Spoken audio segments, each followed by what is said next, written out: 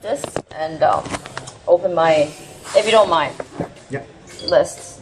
But we can be quite casual here because I think a lot of the things that we cover already in the panel. So I'm actually quite curious. I think to start this conversation, I think do you mind sharing a little bit about your definition of Web 3.0, and also the guideline for the investment thesis? Yeah. So I wrote in my notes, I sometimes have a lot of I like to be very precise. I come from math, right? And your science background. And Web 3 is a very generic term that not everyone agrees on what it means. So I'll just be kind of precise. So when I think of Web 3, in the sense that you mean, I think of decentralized networks, right? So I think of networks that are serving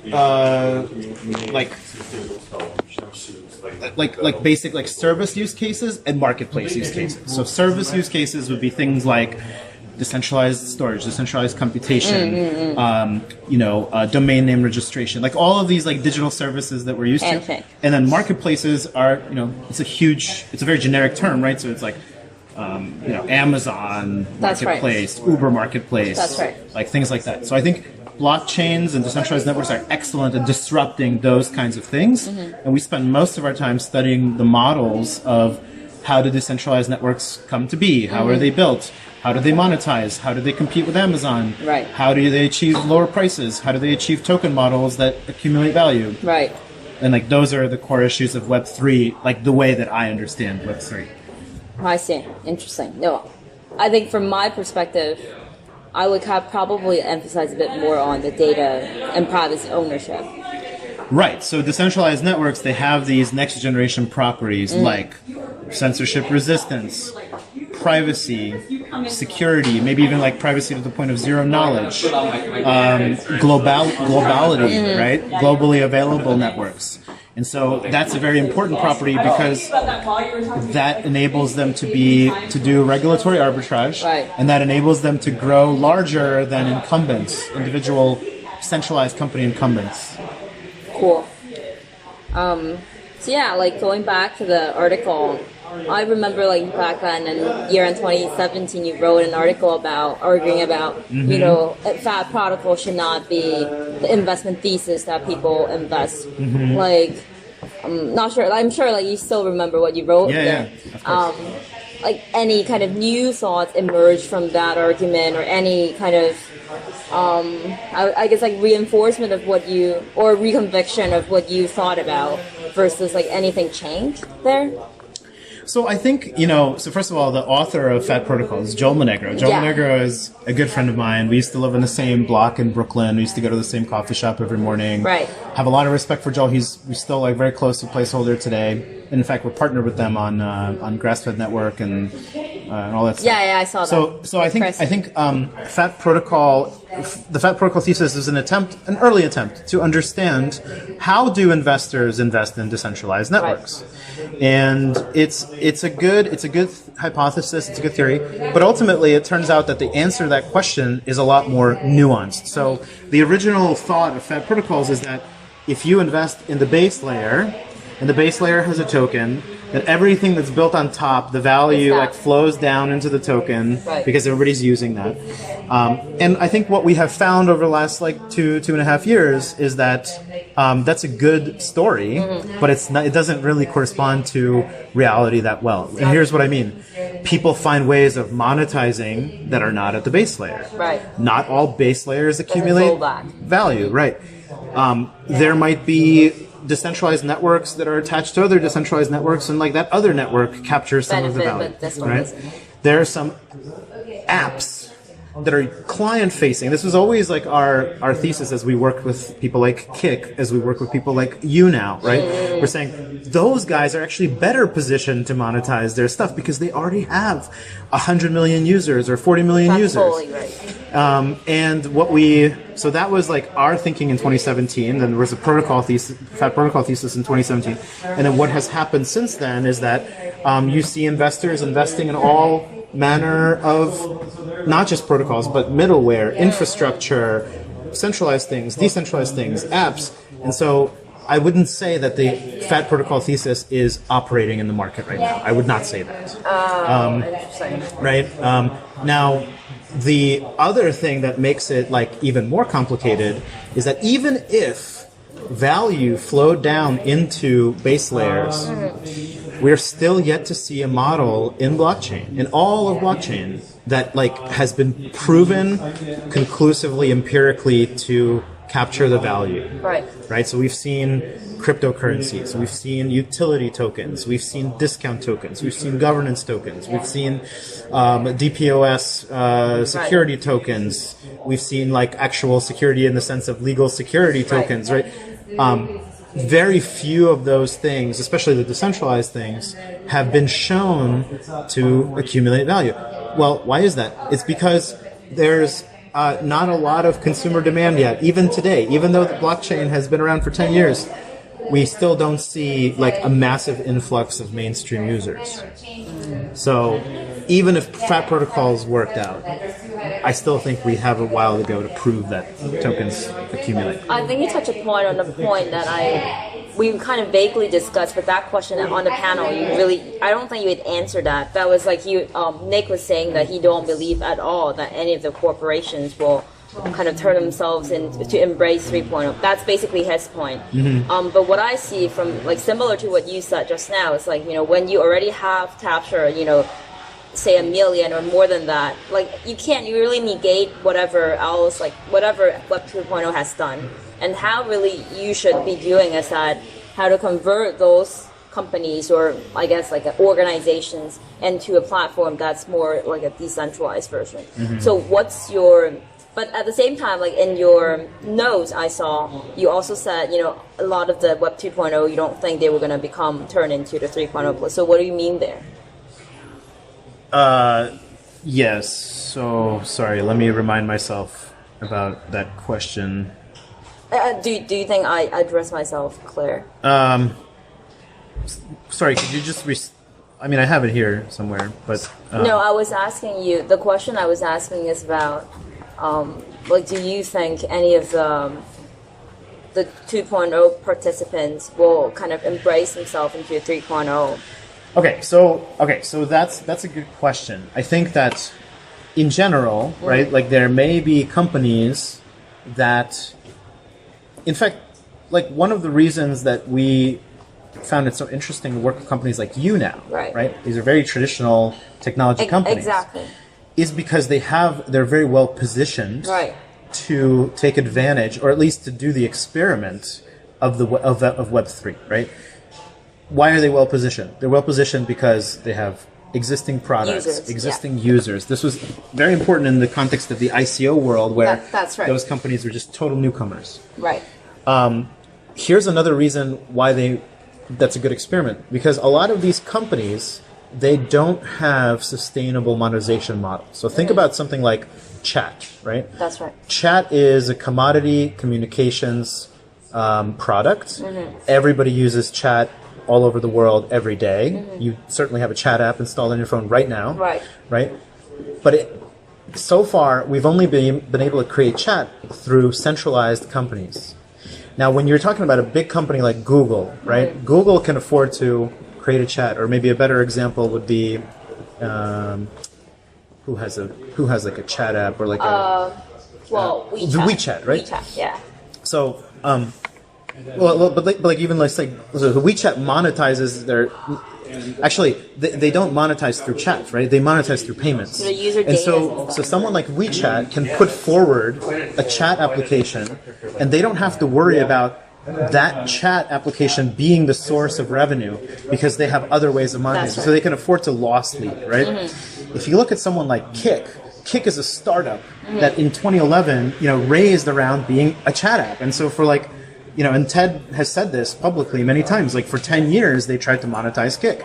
They tried to use ads. They tried to use this. They tried to use that. And it turns out it's like exceptionally hard to monetize. Yeah. So one of the reasons that like Kin is like a super interesting experiment is because they're saying like, look, there's no good monetization model for pure chat, but if you put a cryptocurrency into this ecosystem of users, and you give your users like chat functions, you give them payments, you give them other things, you can find business models that didn't exist before. So it's similar to mobile coin, I think. Yeah.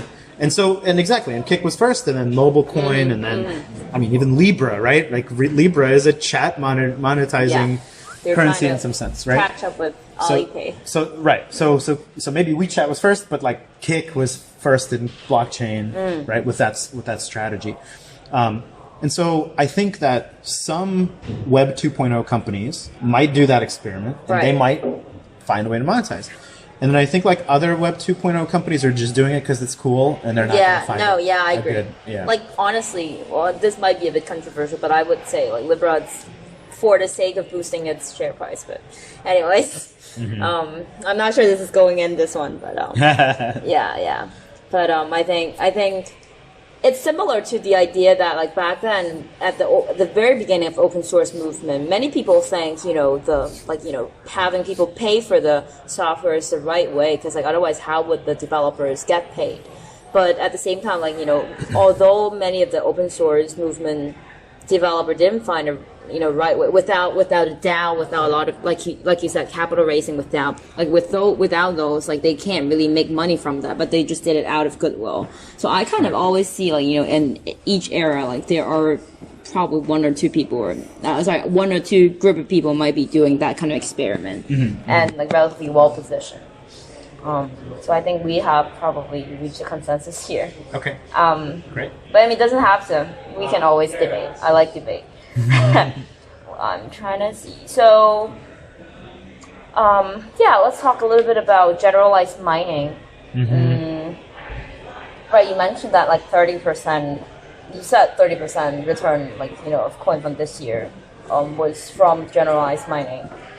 So, like, what specific things you guys actually did, and what? Because it's interesting that Nick, on the other hand, was contradicting. Like, he think like people should be focused. Like, how do you see your role as an investor doing that? And then why do you think it's important to? Well, I think Nick has a really valid point of view, and that point of view, I think, reflects sort of the conventional thinking of Silicon Valley and traditional like venture style investments. And, like, the heuristic is you go like long term and you like really align with the company, and you do it in a VC model, and like blah blah blah. That's not what we do at CoinFund. So like we are trying to push boundaries as an investor and as a crypto fund. We're not a VC fund. We're not a hedge fund. We're like a hybrid fund. As I mentioned on the panel, like I think it's fascinating that there are alpha generating opportunities in protocols. Right. That is the idea around which we have built our generalized mining like practice, and actually the terminology generalized mining originated at CoinFund. It was so funny. I was like talking to some Bitcoin miner the other day, and he was like, and now I'm like building out a data center so that I can go into generalized mining. And I'm like, cool. That we invented that term. So it was like a fun thing. To me, what does that mean?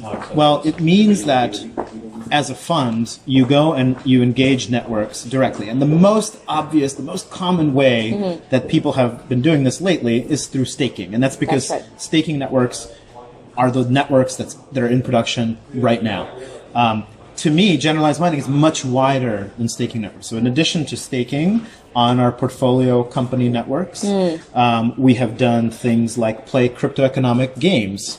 And so if you look at LivePeer did this really interesting thing called the Merkle mine, where they distributed their token supply. Actually, it was something like 62% of their token supply through a crypto economic game where third-party miners mined the token and gave it to the people who were being airdropped. It was essentially like a decentralized airdrop.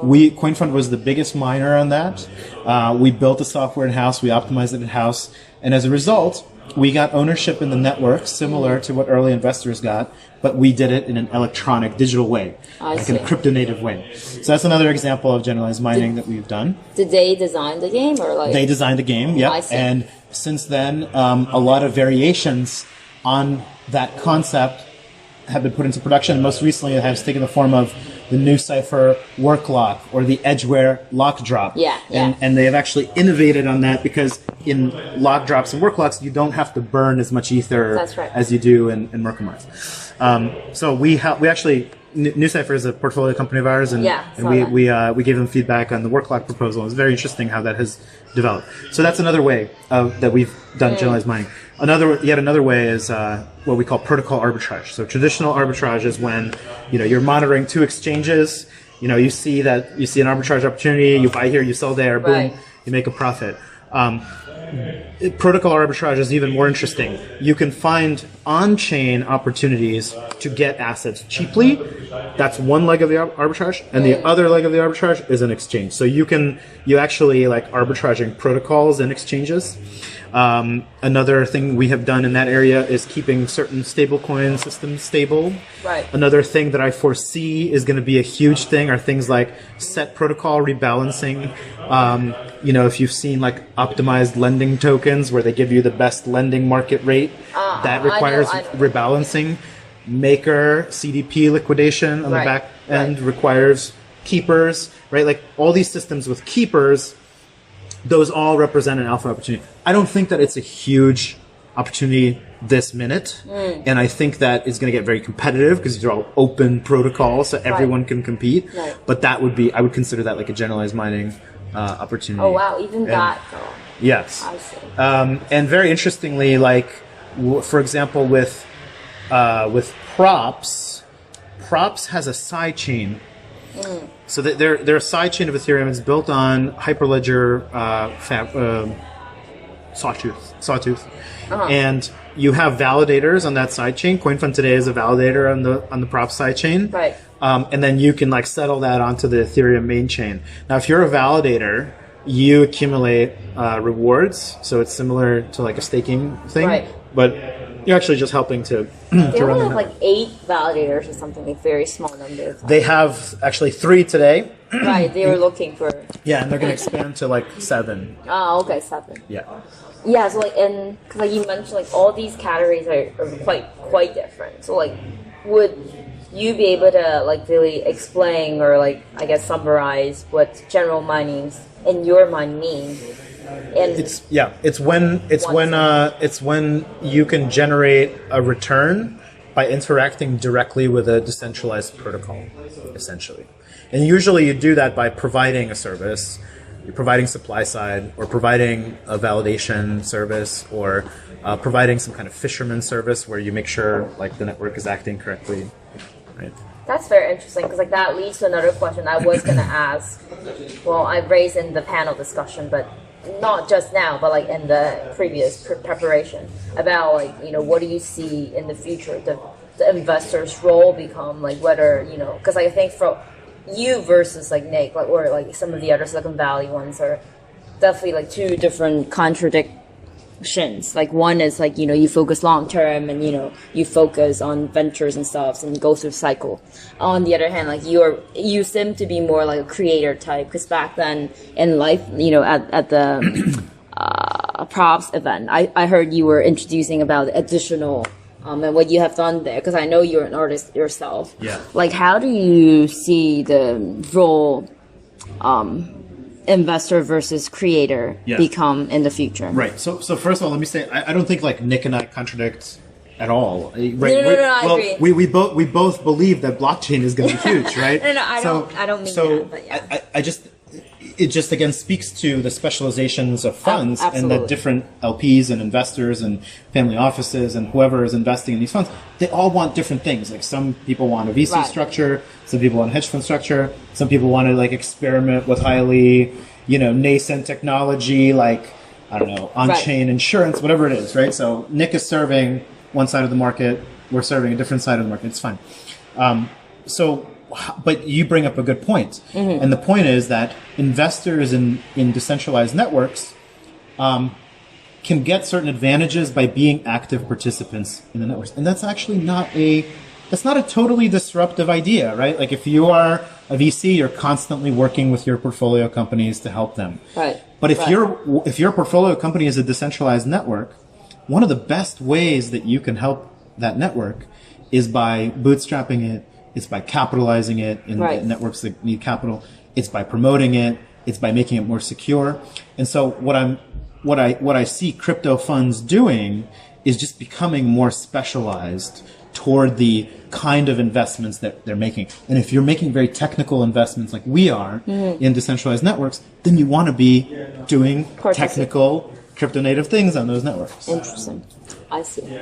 That's quite cool because and now it comes to the question about because like you mentioned about DAO previously.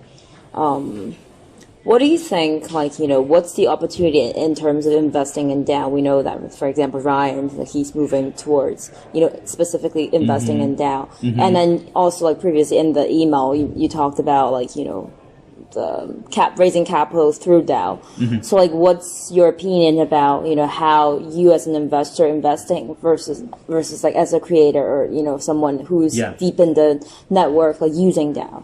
Yes.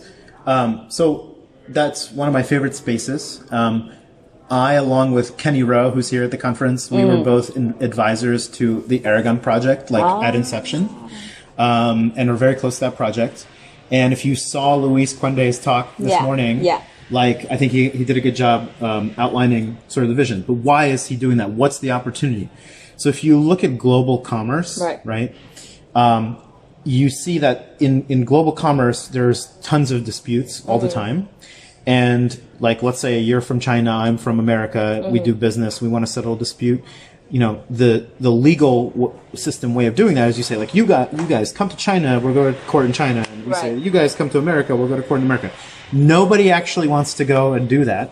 Instead, most disputes are settled in private arbitration. So private arbitration is a multi-tens of trillions of dollars opportunity globally.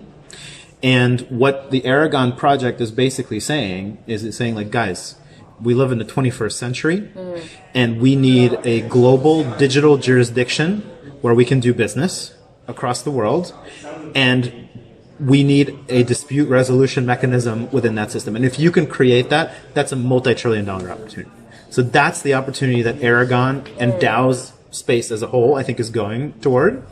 And then it has a lot of nuance. It's like, what is the right technology? What is the right legal compliance? How do you integrate with different jurisdictions? Will countries go for the idea of a global digital jurisdiction where you can do business across the world? I don't know. These are all like open questions. But it's a very compelling vision, and it's a huge vision. And that's what I really like. Interesting. Because I think I've been kind of like, you know, myself, first of all, like, I'm a participant in some of the decentralized autonomous organization as well. So we actually created a project. It's like a fork of this artwork is always on sale. Like, we did a billboard version. Harburger text. Yeah, exactly.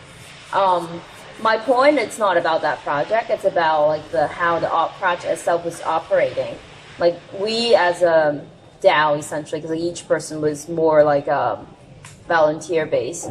So my kind of experience like kind of told me that each DAO is very different. So it's really hard to generalize through a protocol level of solution. But on the other hand, I agree with you that you know, there are some certain big problems that could be solved through, you know, protocols like Aragon. But like, you know, I feel like Aragon, what to your point, is only solving like a small portion of that though. Like, how do you see many of the other, like, shouldn't there be like more experiment in the field first, and then you start to create SDKs and stuff? Like, what's your thought there?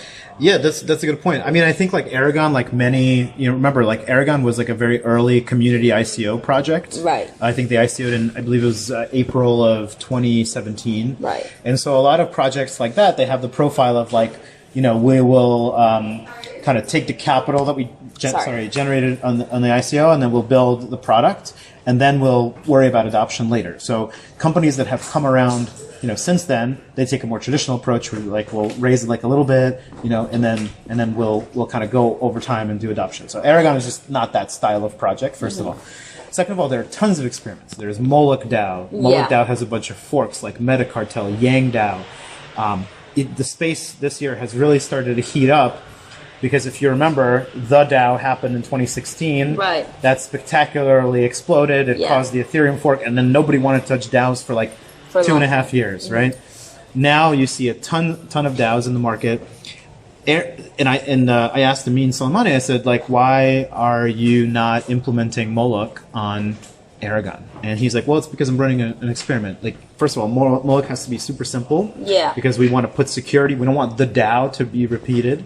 And number two, it has features that today are not in Aragon. And that feature is like rage quitting, for example. Yeah, I saw that. Now, since then, Aragon has looked at the Moloch experiment and said, hey, we're going to implement rage quitting because that's an interesting feature. Yeah. And it serves a certain purpose, like economically in that framework. So I just think it's early. I think people are doing tons of experiments. And I think eventually that goes into, a framework or sort of like a more open source framework. If you look at DAOstack, they have taken a totally different trade-off. They said, we don't want to work on modularity and we don't want to work on simplicity. We want to work on scalability. So you have Aragon, which has sort of the modularity. You have DAOstack, which has the scalability. And then you have Moloch, which is actually putting these things into practice with $2 million of AUM to fund grants for Ethereum projects. Eventually, all of those things converge together, and then you're going to have a framework for a scalable, practical DAO. And that goes back to your argument about investing in different stacks and silos. In that article about 27, the one that I mentioned about. Sorry, the fat. Yeah, the anti-fat powder one. Right. You're talking about like the diversification should not be just in the protocol layer, but well, it's like so early, right? Like we haven't. We've made a lot of progress, but in certain specific areas like DAOs, like think about it. Humans have been studying governance mathematically, like voting systems, right, for about only 200 years. Right. So we have tons of experience with corporations, probably like a few thousand years. That's right. But only like 200 years of experience studying like governance systems themselves. That's right. And then DAOs create a computer science approach to studying governance systems because you can go and you can iterate governance systems at the speed of software. So we're about to have, a few more thousands of years of studying that, and humans are going to get really good at that. Yeah, I really like the point that Luis was talking about this morning that, instead of, he didn't really say that, but my understanding was like instead of human rules and stuff, like you really utilize through, smart contracts and stuff and incentives essentially to rule the system. I think that's another level of human intelligence. And it doesn't always succeed, but I think it's definitely be interesting to like participate in this process. Yeah, so I guess like the one last question about additional, or like you mentioned that you are very into this space. You've been looking at all the related projects or similar projects. Like what's your vision in terms of how do you define like virtual collectibles or what's your vision? So NFT space I think is like very interesting, and basically you could break it down as follows. You have NFT digital collectibles like CryptoKitties. You have NFT digital art. You have address space or virtual real estate like in Decentraland. And then you have a long tail of NFTs that represent like financial instruments. That's right. So the area that I have spent the most time in NFTs is like collectibles, and even more time in digital art. And the reason is because I've done like art all my life. Yeah. So I think it's like super interesting for the art world and the art space, and just for people who make art, to have this technology at their disposal. Now, why is that interesting? Number one, it creates a way for them to monetize their art where they didn't have that before. Number two, tokenizing art is a way of creating a new asset class that was previously not available to retail investors. So when we think about people investing in art, we think about billionaires who dish out tens of millions of dollars for art pieces to basically like write it off on their taxes, right? Certainly there are collectors of art that invest in art and expect that art to go up over time. But it's not available to normal people. Normal people generally don't buy art. They buy art maybe a few times in their lifetime, right? When you tokenize this stuff, when you put the rights to art or the intellectual property of art or the certificate of ownership of art on the blockchain, and you have a market of people who are creating this art and putting it on the blockchain, and what you're doing is you're creating a new asset class that's now accessible to retail investors. It's available for them to invest in, and it's a way to make art more liquid. And what that does is it solves a lot of the sort of social problems of the art world, where you have insane centralization of, you have like 100, galleries and auction houses essentially that buy 99.9% of the world's art. Now you can expand that market. You can give a new investment opportunity. In fact, there's just startups going up right now, creating like fractionalized ownership in art and all kinds of experiments. So that's the opportunity. I like that idea. Now we are investors in Additional, and Additional is an NFT digital art origination platform. Other players in the space include Super Rare, Known Origin, Digitally Rare, Rare Art, Mint Base, right? Like there's probably about 10 companies or so, 10, 12 companies in that space. And what those companies I think are doing is they're foreseeing that this is a new market, and this is a huge market globally, and it's not there yet. The market doesn't exist yet, and so they're speculatively, trying to jumpstart it. There's and me as an investor, I've identified like certain things in this market that need to happen, which I can talk about. But it's a very interesting market, and it's very early. But when it goes, it's going to be huge. Yeah, like. Do you know the guy who created this artwork is always on sale, Simon Del Yeah. Like his last name I don't even know how to pronounce. Like he raised an idea about art patronage as a new asset class. If you haven't read that article, I'd highly recommend. So what he basically said is like that's also like based on hardware tax, but like through that you essentially created art patronage as like a period of time, and then it's transferable. Yes. So it's another kind of form of derivatives of art transaction, because like you're not only just owning the art itself, but also the patronage itself became more liquid. Because like a lot of people don't collect art, even if it's like relatively cheaper. It's because like they think it's relatively illiquid, and I think it's interesting that.